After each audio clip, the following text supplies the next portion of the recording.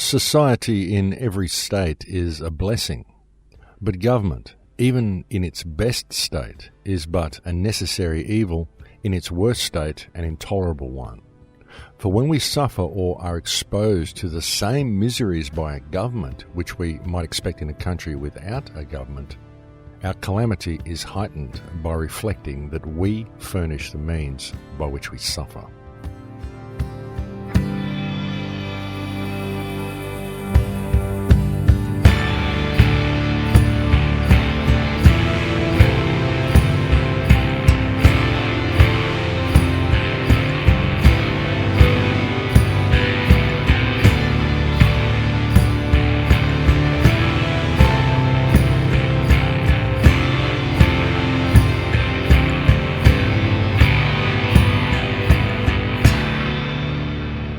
This week's opening quote comes from Thomas Paine.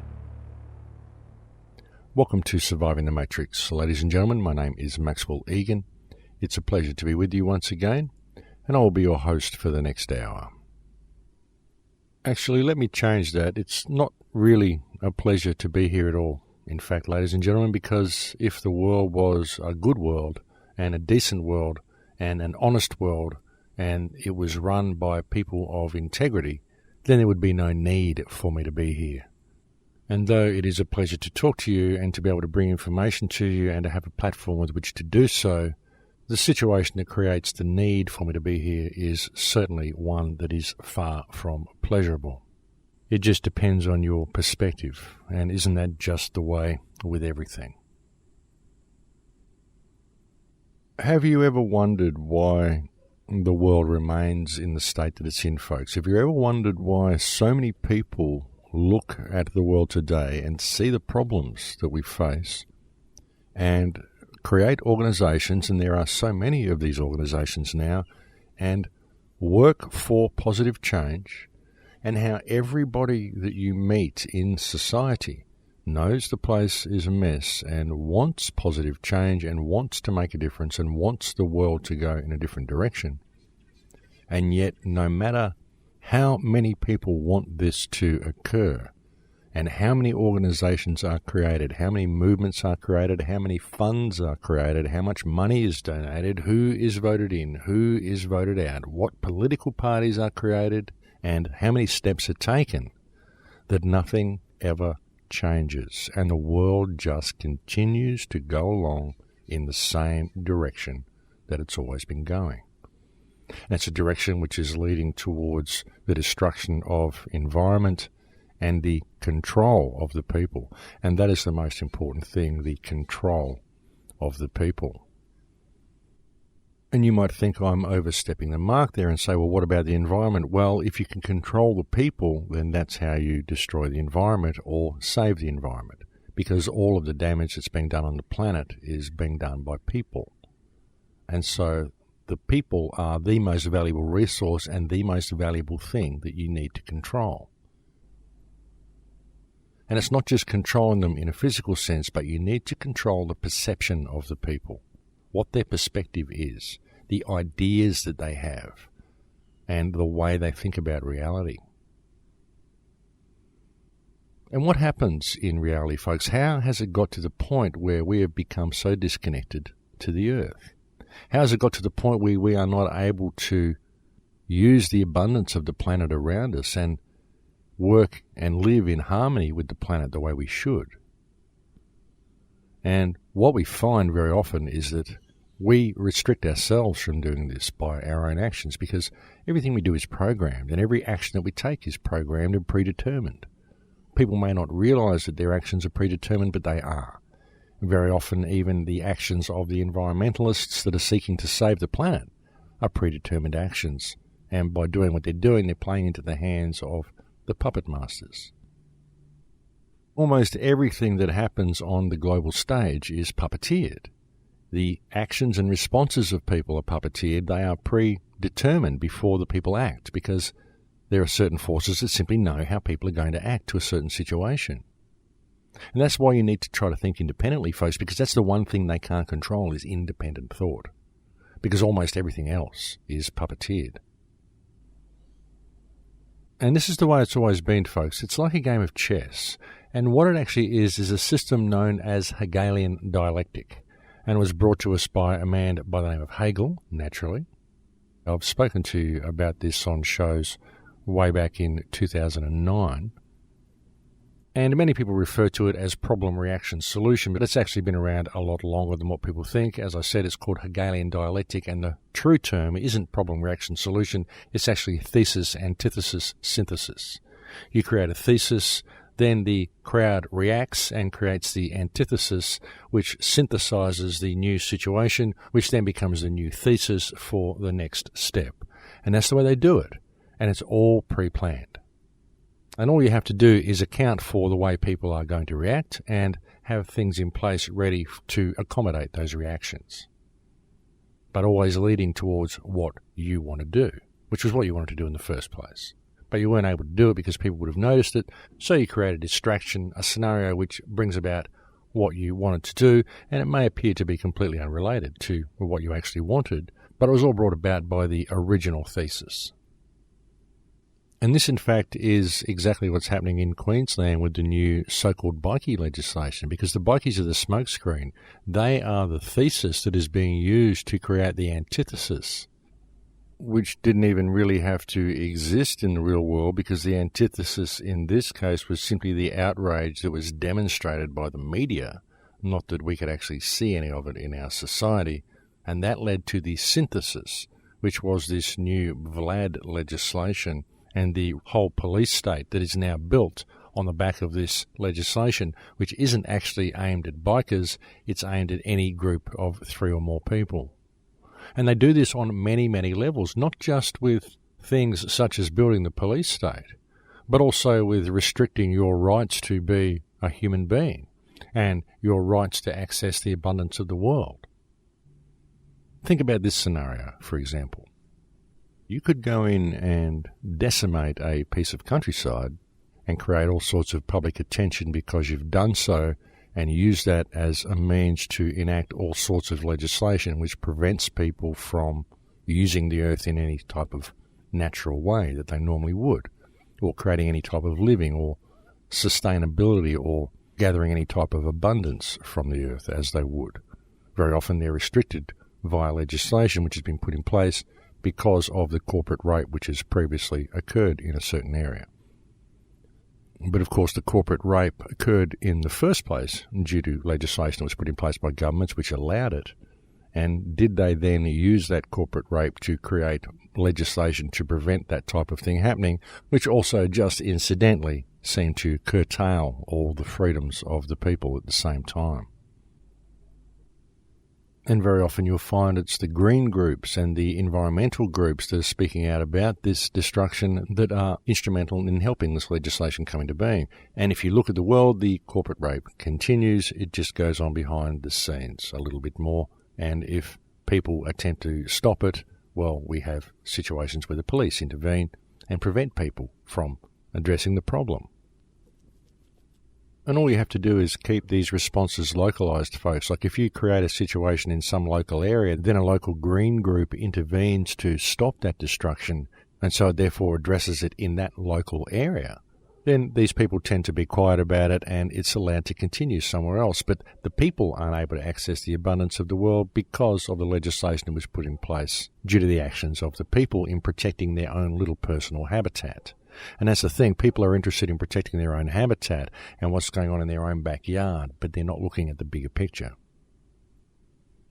And I think a lot of these responses are pre-programmed. I think they're pre-designed to happen exactly the way they happen and to create the situation that we're in right now. I think it's all been very much orchestrated. And it's orchestrated because our governments are essentially illegitimate, folks. They are. We don't have legitimate governments in any so-called democratic countries, and especially not here in Australia. And they're not legitimate governments for many reasons, not the least of which is because they are actually corporate entities. They are not proper democratically elected governments at all. They're puppet masters that are puppeteered by banking cartels that are put there, as I said, to appease the people while the wealth is slowly stolen from them. And if you think that's not true and you think, no, wait a minute, we do elect our leaders and we do elect our politicians to positions of power, yes, well, that's all very well, but do you select the people who you get to elect? And no, of course you don't. These people are put there for you to elect, and they are groomed for their job. And they all have a predetermined agenda, and all of them are bought and paid for, if not before they enter office, then very soon after. And think about it, folks. Think about all the protesting that there is, all the marches and all the rallies and all the issues that we're facing. You wouldn't have all these people out at coal seam gas rallies. You wouldn't have all these people protesting the destruction of our groundwater and the rape of our agricultural land that's happening if the governments were acting in any way legitimately. And they're not. And a lot of what we see against the governments and a lot of what we see against the current situations is controlled opposition. There was recently a rally in Australia about the new VLAD legislation that's come in. But again, it was controlled opposition because they weren't addressing the real situation. They were talking about people who'd been arrested, and there were lawyers there saying how they're going to be fighting for these guys' releases, but they're not seeing above the fiction.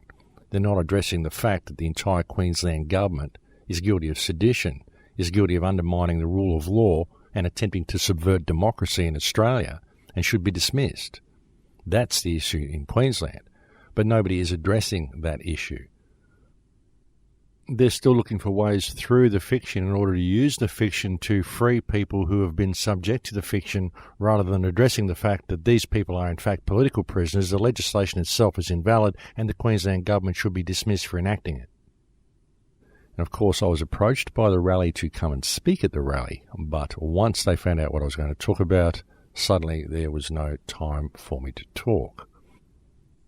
And I seriously think people need to wake up to the fact that we cannot beat around the bush with this matter and be politically correct any longer. We need to call a spade a spade. People seriously need to get it through their heads that we have a serious situation here, and that no remedy for this situation is going to be found by working within the parameters of the legal system that has been constructed by the very people who are creating the problem. In fact, the legal system in this country has left the path of law to such a degree that if people wish to use any legal system at all within Queensland, then it must be common law. It must be back to something even as far back as the Magna Carta. Of course, one can even argue the validity of the Magna Carta, but I believe you can argue the validity of any law that's written on paper, because ultimately there's only one law, and that is do no harm. And the people of Queensland are certainly being subject to harm and have been placed in a state of clear and present danger by their current out-of-control government. Because the government in Queensland, according to the parameters of real law, is an illegitimate government. It's an illegitimate government because it has enacted legislation which has caused this government to abdicate its right to govern. And I want you to listen very clearly to what I'm about to say, ladies and gentlemen, and especially the people of Queensland and also the people of the world, because we need your help in this matter. And the world needs to pay attention to what is happening in the state of Queensland, Australia. The problem that we have in Queensland, Australia here is that we have an out-of-control, illegitimate government that has committed treason against its nation and has enacted legislation which subverts the rule of law. It is legislation which removes the rights from any group of 3 people or more that this government names by writing words on a piece of paper as a group of interest. It's created a sentence in court which can effectively be used to circumvent the judicial system in regard to crowd control. All they have to do is name someone as a group of interest. All they have to do is say this is an organisation that breaks the law, and all they have to do for that organisation to break the law is to write down on a piece of paper that whatever these people are doing is now against the law. And then these people can be put into jail with no trial or charges being brought against them. They are automatically guilty because they belong to a group of interest. And they are using bike gangs as a smokescreen to bring this legislation into being. This is what they are doing. these people will then be put into private prisons where they will be subject to abuse, because the stories that I'm hearing back from people who are being put into these private prisons in Queensland are terrible stories of underfeeding, stories of sleeping on very, very thin mattresses on concrete floors, of freezing, everybody in the jail having hunger pains, things that are designed to annoy you so that you will create a situation so that they are able to extend your stay. Because these are private prisons and it's all about bums on seats. Once you get in there, they don't want you leaving because they don't get paid once you leave. And even while you're in there, folks, well, how much do they get paid per prisoner? And how much does it cost to pay the guards? And how much does it cost to supply food and bedding to the prisoners? And naturally, no one is watching because it's not government controlled, so the watchdogs are private. So, of course, they're going to be cutting corners at every point they can. And the last thing of any importance on their list is, of course, the prisoners. So don't expect these prisoners to get any type of humane treatment at all, not even if they are a farmer and his wife who are picked up at a coal seam gas rally. This is what's going on. And the people of this state need to address the situation from its root cause. And that root cause is a completely and utterly corrupt and out of control governmental system in this country. And if we don't do something about this, we're going to find ourselves locked down in a prison the likes of which you wouldn't dream of. I mean, we're even seeing armoured vehicles and the police in Australia becoming militarised. Now, remember this, folks. Australia is a nation that was disarmed nearly 20 years ago. It's a nation of 26 million people, less than one large American or European city. And we are seeing the militarisation of Australian police because of the actions of this out-of-control government. So that's the issue that needs to be addressed by the people. The issue is that this government in Queensland is out of control. It's committed treason against its nation and it needs to show cause why it shouldn't be instantly dismissed. And if none of the politicians in this country are going to have the guts to get up and do something about this, then it comes down to the people. So we need to stand in some type of unity and address this situation, because people of Queensland, if you do not address the situation of your out-of-control government, you are going to find that you have lost this state, and the people of Australia are going to find that they've lost this country. In fact, they already lost it long ago. But it's time for Apathalia to wake up and do something about the criminals that are running this government. And all we need to do to address this situation, folks, is to stand together as one respectful people. We don't need a revolution. What we need is a respectful population that realises that we have a serious problem here. And what we need is some police with some intelligence who are going to stand up and help the people in the danger that we are facing. Now, you might live in Queensland and be out there listening to this and think, this is just ridiculous. Why would they do this? Why would they enact legislation that will do that? And why would they want to do that? And what you need to understand is that most of the Darling Downs, which is the food bowl of Australia, that's where most of Australia's food's grown. It's some of the most fertile farming land in the world. And this was sold, most of it, to China by the Bligh government. And this is earmarked for coal mines. This is what the big port is for, up in northern Queensland, where they're cutting a hole through the Great Barrier Reef to create a port for shipping massive amounts of coal out of Queensland. And this is going to be coming from the Darling Downs. And when people attempt to protest what's going on in the Darling Downs, they'll be seen as breaking the law. And you are going to have normal farmers and everyday people being locked into these private prisons in horrendous conditions because nobody stood up to what was passed off as anti-bikie legislation, when in fact it is not anti-bikie legislation at all. It is a means of circumventing the judicial system in regard to crowd control. That's what this legislation is. And look, I don't want to be the one bringing you this information, and I don't want to be the one spreading fear, but unfortunately this is the direction that we are going. This is what is happening, and all you have to do is look at the legislation.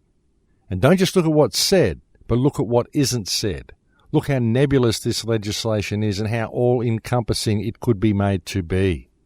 I mean, it is so ill-defined that this legislation can be used to control anybody in a group of 3 or more people who the government names as a group of interest.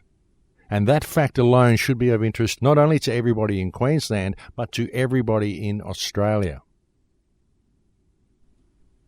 You know, we still have the means at our disposal that we can deal with this problem. We still have ourselves. We still have a modicum of freedom that we can use if we stand together.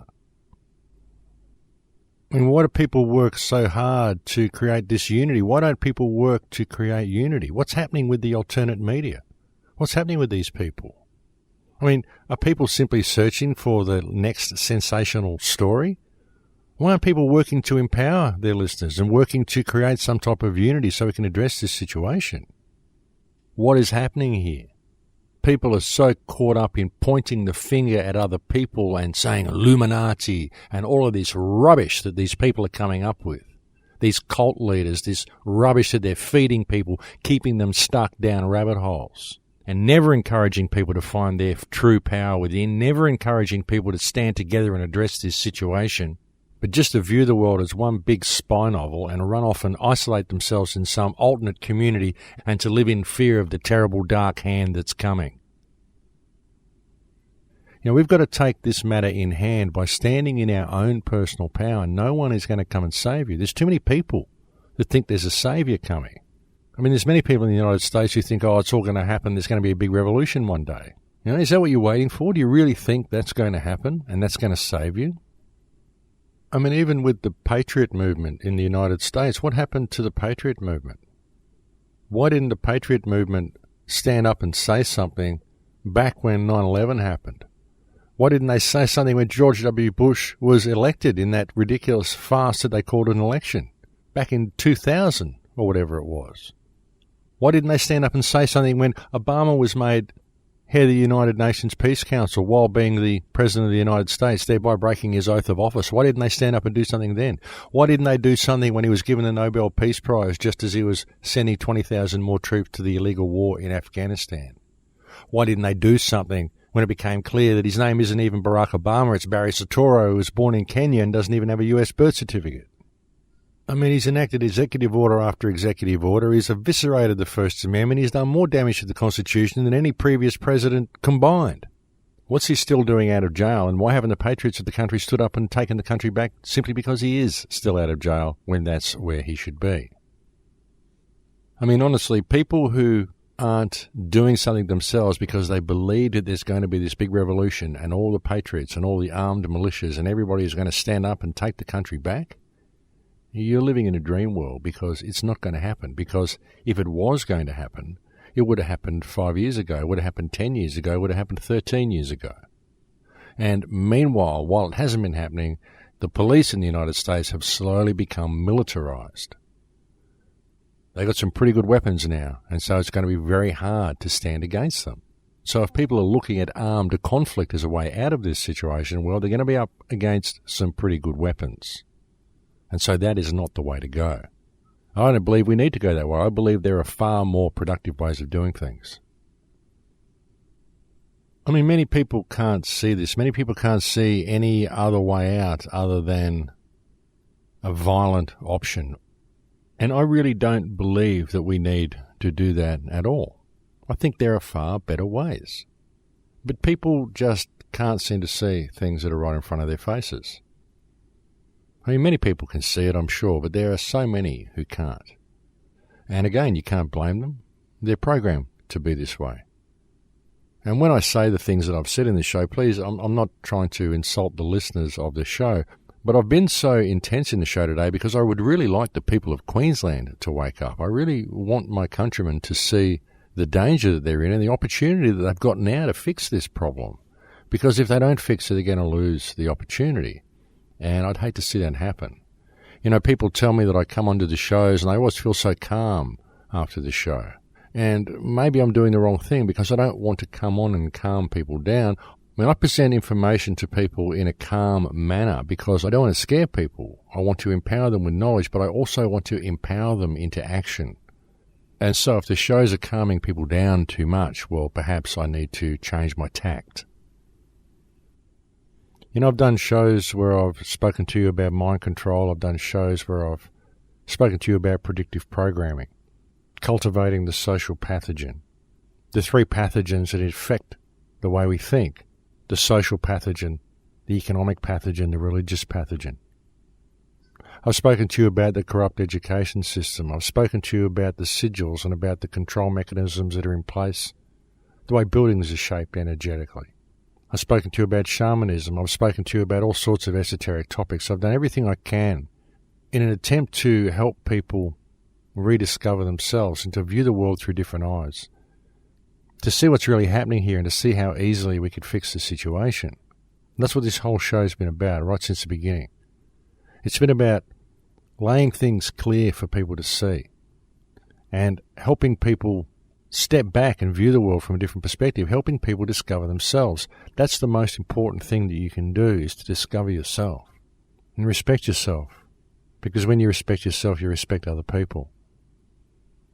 And that's where the solution lies. When I can get angry the way I just did, I can rant and rave the way I just did, because sometimes it gets enormously frustrating that people just can't see that which is right in front of their faces. They can't see that the solution to this whole mess that we are in is right there in their own hearts. Simply by changing the way they view themselves and changing the way they view others, that's where everything changes. You know, if you can just have basic respect and live your life to do no harm, don't comply with any legislation that interferes with your moral compass, and don't take a backward step to anybody who believes they have a right of ownership over you, then you can change the world yourself. Because it's when everybody does this that the world changes. And it doesn't matter if some people don't get it straight away. You can still do it. I do it. I've been living my life this way for years, and it works for me. I don't have any problem with people. People don't have any problem with me. I don't know anybody that I have a problem with. I don't know anybody that I dislike. I have a wonderful day every day. I can't remember the last time I had a bad day, although sometimes I do get a little frustrated, as I just did on this show. But that's not really having a bad day. That's just getting frustrated, because after saying the same thing for so many years, it just does get frustrating, folks. Because we do have a serious problem here, and it's a problem that exists because people simply aren't paying attention, and people are looking for remedies in places that are external to where the remedies actually lie, because the remedies lie within your heart. The remedies lie in you changing your perspective and changing the way you live your life. That's what it's about. No one can change the world for you. It can only be done by you changing your world yourself. And the thing is, folks, that once you know what you are, it becomes very easy to do this. As I said, folks, I don't want to get anybody in trouble. I don't wish for people to go out and start causing riots or attacking the system. I just think it will help our situation if people can wake up to who and what they are. I think it will make an enormous difference. I really do. I think it is the solution to everything. Because we're always looking for solutions within the system, and I don't believe the solutions exist within the system, simply because that's the way the system's been constructed. It's not designed to grant remedy to the people for any situation. It's designed to support the economic model and always support the system.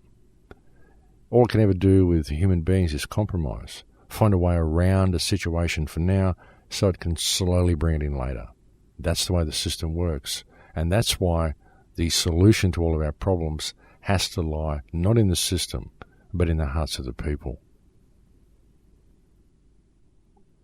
Okay, so why have I been so intense and so full on and spoken so angrily on this week's show?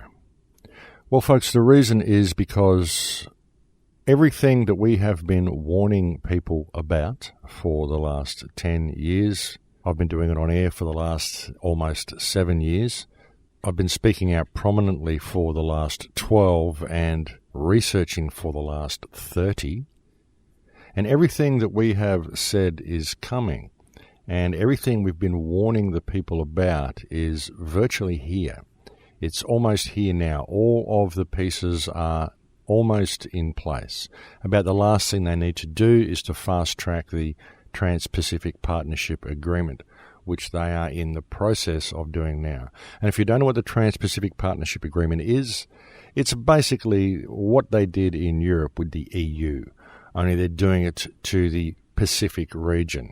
Only because it's trans-Pacific, then it also includes things that are happening across the other side of the Pacific, which means the United States is also involved. And what it is basically doing is it's forming a central body that's going to control trade. They call it free trade. It's going to control trade within this region. But because this will be an international body, it will have the ability to override any local legislation. Therefore, if a corporation comes into your country and decides they want to rape your neighbourhood and you have local legislation which prevents them from trashing the environment the way they would like to, then they have the legal, in inverted commas, authority to sue your government for daring to interfere with their corporate rape of the planet. That's the way it works, folks. And to understand this, you've really got to look at what Australia is and what the United States is. And you need to understand what the United States is the military arm of the Vatican system. The United States is not run by the United States. It's been run by the Vatican via Britain for an extremely long time. If you ever wondered where you pay your taxes to in America, where the IRS pays all their money to, well, it's paid to Britain. England never ever lost control of the United States. After the War of Independence, the United States actually gained independence in name only. It's always been run by Britain. It's always been run by the Vatican system. I mean, look at 9/11, folks. What happened following 9/11? Mayor Rudolph Giuliani was taken to England and he was knighted by the Queen of England. Why do people get knighted? They get knighted for service to the British Empire. So in his role as Mayor of New York City, who was he actually working for again? Even the US Constitution, folks, when you look at it, the US Constitution, wonderful document that it is, it's just words on a piece of paper, and it only actually applies to the people who signed off on the document. The document starts with "we, the people," and then it is signed off by a group of people, and that's who the document applies to. It's a beautiful document, says beautiful things, but it doesn't actually apply to anybody within the United States. And even if it did, well, it's just paper. It's part of the paper-based matrix. You don't need a constitution. You already have a constitution. It's yourself and the beauty and truth of yourself and the beauty and truth of the flesh and blood which holds your essence. That is what constitutes you, and therefore that is your own constitution. It is a constitution that is one of a kind. It is unique. It is sui generis, and that's who you are. But I'm getting sidetracked. So back to the topic. America is part of this corporate system which is run from the Vatican via England. And Australia is also part of that system. And what Australia essentially is a mine. It's a big mine. That's why Australia was formed. And that's why they've kept the population so low in this country, because they only ever needed enough people to set up the infrastructure.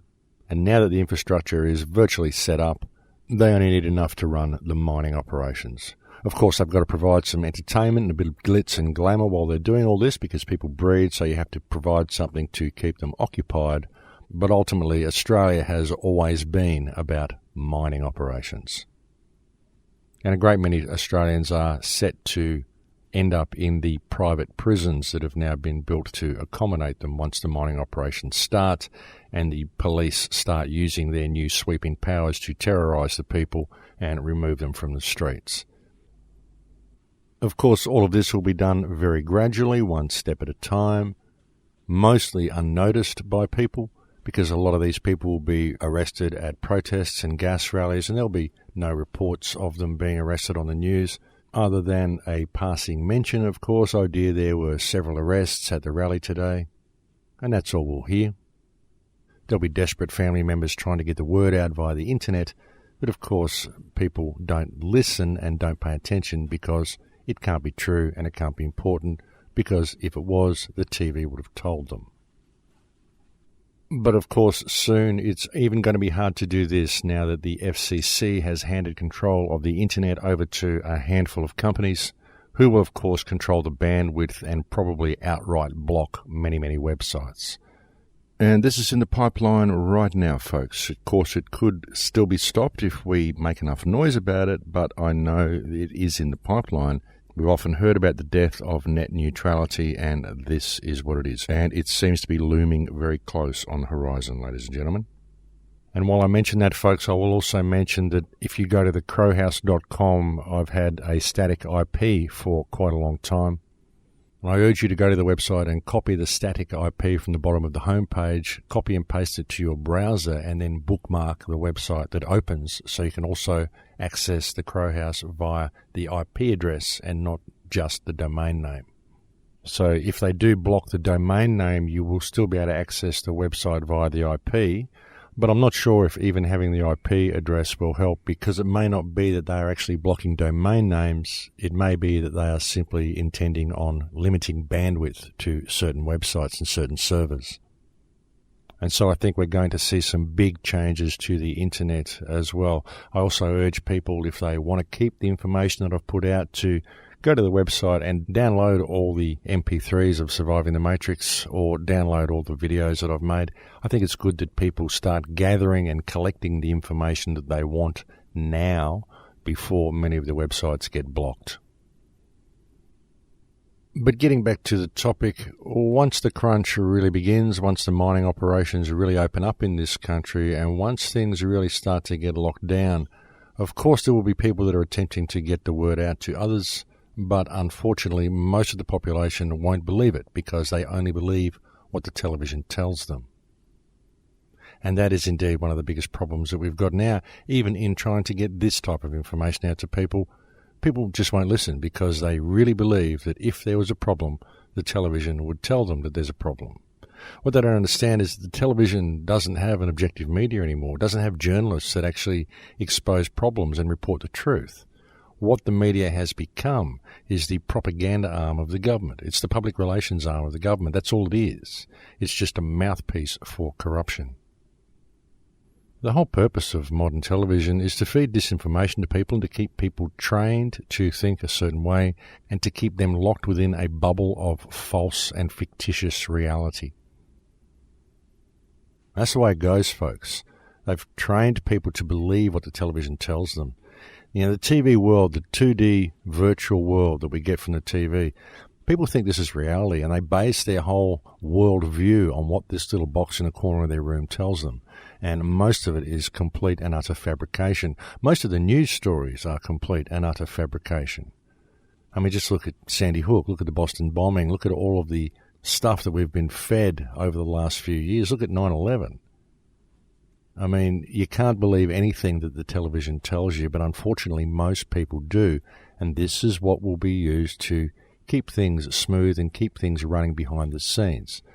And they'll just gradually keep turning up the heat the way they've been doing for the last few years. But over the next couple of years, you're going to see a lot of people, you're going to see a lot of protesters disappearing, and people aren't going to hear about it. They're just suddenly not going to be there anymore. And you're going to find that many of these people have been locked up in jail. And the most disturbing part about it is, folks, is that the people that are doing it are Australians. It's Australian police that are doing this to fellow Australians because these people are so locked into the fiction and locked into this hierarchical control system that they believe it's real, and they will terrorize their countrymen because it says so on this piece of paper. And of course, the really ironic part in all of this is that by doing so, what these police officers are doing is they are contributing to the destruction of their country, of their environment, and they're also contributing to the destruction of the future for their own children. But they don't care because economically it's a good idea for them to do so. People are kept locked into the economic pathogen, controlled by the social pathogen. And of course, many of society will view this as all being necessary and all having to happen because the world has to get worse because the religious pathogen that infects their minds says so. People have been trained to believe that suffering is okay, suffering is good, suffering brings about redemption. But it's all okay, of course, because at the end of the day, Superman is going to come and save them. And it's all part of the control grid, folks. The social pathogen, the economic pathogen, and the religious pathogen that makes it all okay. People really have to get rid of these mindsets. They have to get rid of the programming that they've received via these three pathogens. People just have to start remembering who they are. They have to start waking up to themselves. You know, the reason I've been so full on today's show is because we've got a serious problem here, folks. We've got a bunch of criminals running this country, and the people of this state and the people of this country are about to suffer greatly at the hands of the scum that are running the country. Look at Tony Abbott. I mean, the Prime Minister of this country, he's cutting a hole through the Barrier Reef. They're even naming it Abbott Point. Now he wants to tear down the forests in Tasmania. The guy's a sociopath. He's got no regard for anybody. He's got no compassion for anybody. He's got the intellectual aptitude of a walnut. And if all of his personality defects weren't bad enough, the fact that he's a puppet who works for international banking cartels and panders to the needs of bloated environmental rapists like Gina Reinhardt spells a very, very bad future and a very dangerous future for the people of this country. And look, folks, if they're really doing all of this because it makes economic sense to do it, and they're really worried about the Australian economy, then why don't they do something and tell the Australian people about the huge oil find that happened in Coober Pedy? Because not that I support fossil fuel production, but we all drive motor cars, and using that oil find would get Australia out of all of its economic difficulties, and you could leave all of the coal in the ground, all of the trees in the ground, and all of the uranium in the ground, and all of the coal seam gas in the ground. We don't need any of it. So if the economy is in fact real and the government is truly concerned about the economy, then why don't they address things from a realistic perspective? And the fact is that they're not going to, and they're never going to, because they don't care to, because it's not about that. What it's about is exploiting every single resource that this country has, and doing so at the expense of the people. The people don't matter to this government. If they did, then Australia would have one of the lowest costs of living and the highest standards of living in the entire world, because Australia is one of the most resource-rich nations on earth, and it has one of the lowest populations on earth. And if even a small, tiny percentage of the common wealth of this nation was passed down to the people who live here, every single Australian would be living a very opulent lifestyle. And the fact that they are not shows that the people of this country are being exploited by the criminal scum who sit in Parliament and steal the wealth of the people by scribbling their sociopathic policies on little pieces of paper and daring to call it law. And that is the truth of the matter, ladies and gentlemen. So if you want to base your reality on an economic reality, well, then that is the reality of the situation. Personally, I think we should put it all aside and get back to actual reality, a reality where we didn't base our existence on an economic model. But for those who do want to base it on an economic model, well, that is the economic model, folks. That's where we are right now in 2014. You're being ripped off. You're being ripped off by employees, people that you elect and put into positions of trust to manage your infrastructure for you, and what's happening is they're stealing from you. And because people are complaining about being stolen from so much, they are enacting legislation, they're calling it law, which they're using to remove your rights from you so they can keep stealing from you. That's what the Australian government is doing. And I challenge any politician to debate me on this issue. But the people of Australia don't care. It was nice to see the comments that I got to the video that I released asking Jared Blay, the Attorney General of Queensland, to show cause, but how much actual physical support do you think I got from the people of Queensland? Not a thing, folks, not a thing. Because these people don't care, and even the people who do care don't care enough to get up away from their computer screens or away from their televisions and actually do something. They don't care to actually start sending letters off themselves. They don't care to help try to fund some legal action against this criminal government and have them dismissed. I mean, even if it doesn't work, because you can't use their legal system against them, it's still going to bring public attention to this issue, and that's what we need. We need a lot of public attention brought to this issue. But people don't care to do that. They don't care to organise community meetings, public speaking events, ways of getting this message out to people? They just don't care. So why don't they care?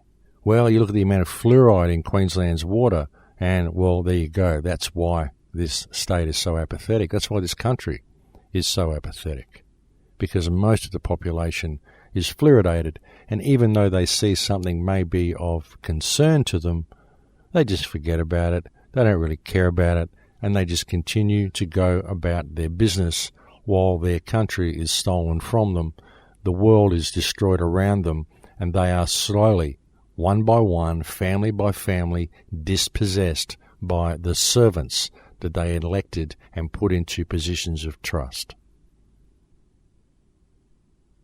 So, returning to the question that I posed at the start of the show, do you ever wonder why, no matter how many steps we take, and no matter how many people want change, nothing ever changes? Well, folks, the reason why is because we always operate within the parameters of this system. And the reality is that the mechanism by which we can find remedy simply does not exist within its parameters. It doesn't exist because it's a psychopathic system. And if you can't understand how a system could be psychopathic, well, it's a psychopathic system because it reflects the mind of the person who created the system. And so the system is always going to look after itself because the system has been designed to perpetuate its own growth. It's like a life form of its own that receives its energy and its food from the people who believe the system is real and who place the parameters of the system above their own moral compass. And people are trained to place the parameters of the system above their own moral compass because the system has no moral compass. It isn't about morals. It's about the books. It's about the bottom line. It's about balancing the budget. That's what the system is about. It exists in a virtual world. It exists in a digital world. And it uses that world that exists only in the ether to control the actions of people who exist in the 3D world, people who exist in reality, people who live and eat and breathe and function as normal life forms, divine in their own creation, and sovereign in their own truth and in their own being. And it does this by superimposing itself over the minds of these people. And again, it's training. People are trained to believe that this is the way reality works. But there's a lot more to it than that. There really is. There's so much more to each and every one of you than you could ever imagine. Well, I'm sure there's some people out there who know exactly what I'm saying. But many people just can't see it. They can't see the forest for the trees. And one of the reasons that I've gotten so frustrated on today's show is because I care about these people. I care about my countrymen. I care about what is going to befall these people once things really kick into gear in this country. Because it is going to go out across the whole country. We're seeing propaganda pieces in New South Wales newspapers now complaining about a bikie problem in New South Wales because they want New South Wales to adopt the same legislation that Queensland has adopted. Of course, there's no bikie problem, no more than there always has been.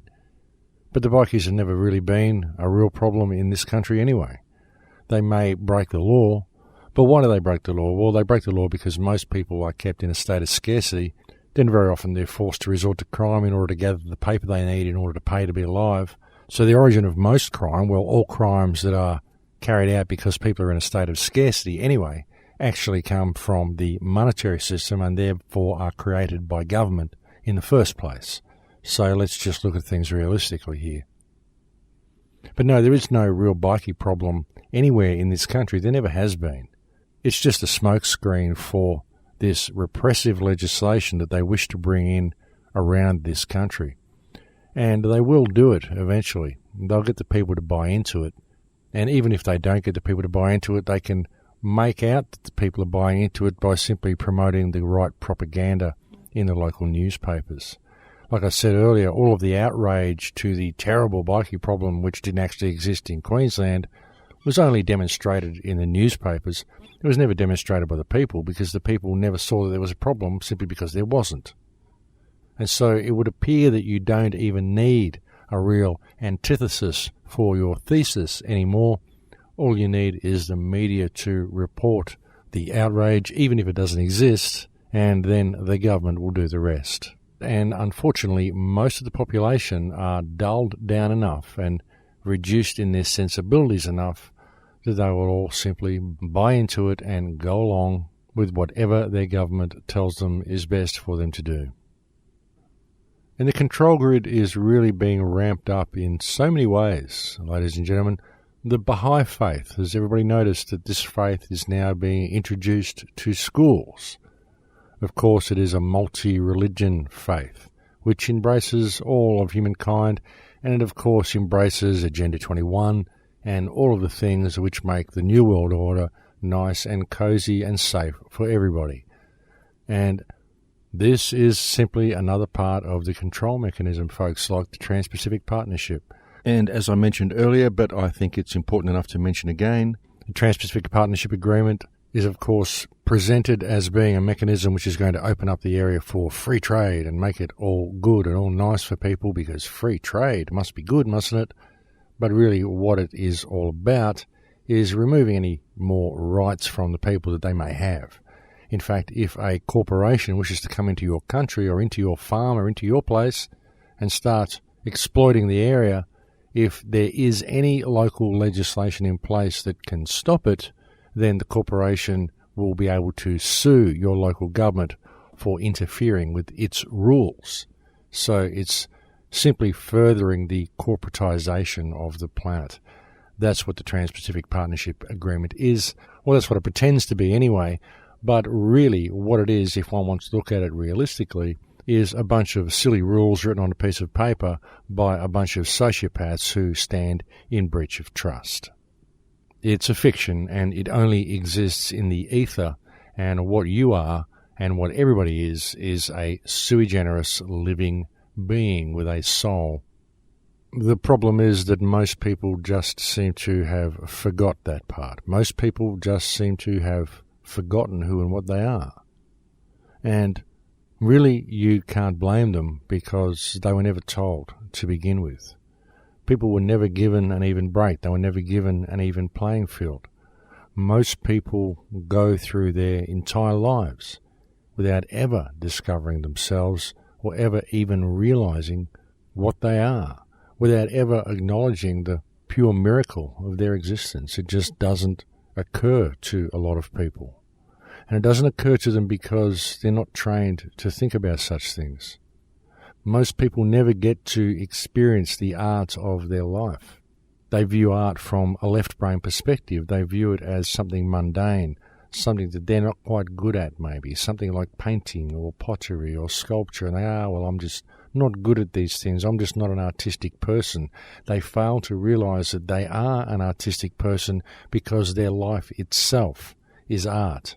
Their life is an artistic expression of creation.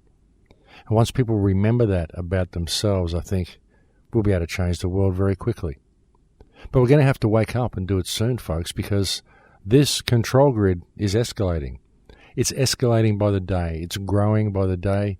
And the people are soon going to find that the walls around them are too high for them to climb. So it's time that people pay attention to their surroundings and act on information that they've got.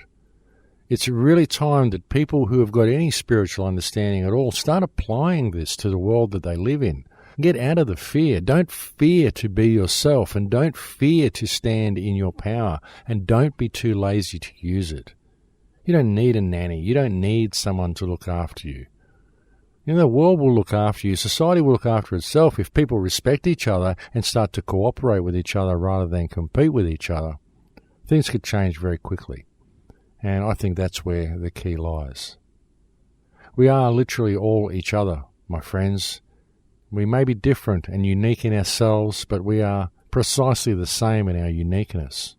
And once we realize that, I think things will change. And if we don't grab the opportunities soon, it's going to disappear from our grasp. So please, do pay attention to your surroundings and do get involved in your local community, because we need you to do so. The whole world needs you to do so. But that is it for me, ladies and gentlemen. I'm completely out of time now. Thank you to anybody who has ever made a contribution to the crowhouse.com or the In Lakesh Foundation.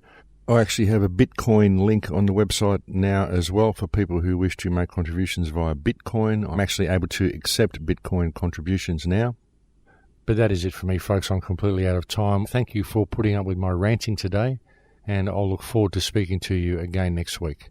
Please do take good care until then. In Lakesh.